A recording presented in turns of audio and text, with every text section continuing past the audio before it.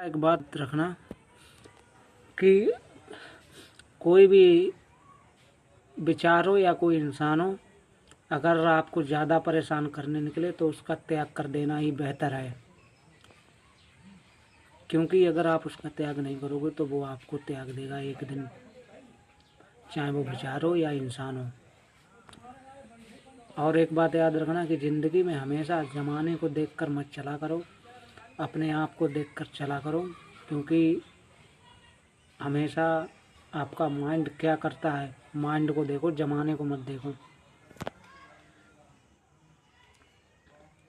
क्योंकि ज़माना जो है वही सिखाएगा जो वो सीखता है, और माइंड तुम्हारा वो सिखाएगा जो तुम्हें करना है।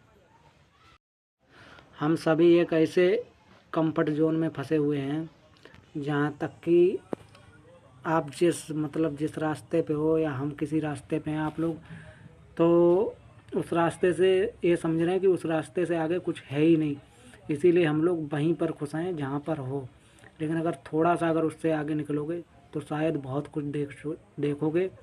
और ये कोई बहुत बड़ी समस्या नहीं है जो आप निकल नहीं सकते, सिर्फ दिमाग का वहम है। अगर दिमाग जो चाहेगा वो सब कर सकते हो, यानी कि जो तुम चाहोगे दिमाग से वो सब करवा सकते हो। बस एक जिद होनी चाहिए आपके अंदर। अगर आपके अंदर जिद है तो आप दिमाग से जो चाहो वो करवा सकते हो 100%।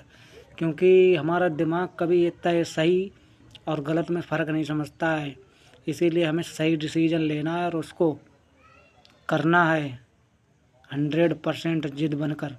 जब एक बार आप जिद बनकर उस काम को कर दोगे तो माइंड अपने आप उस चीज़ को करने निकलेगा और आपके अंदर कॉन्फिडेंस भी बढ़ेगा। क्योंकि आपको खुद अंदर से लगने निकलेगा कि हाँ, ये काम मैं कर सकता हूँ।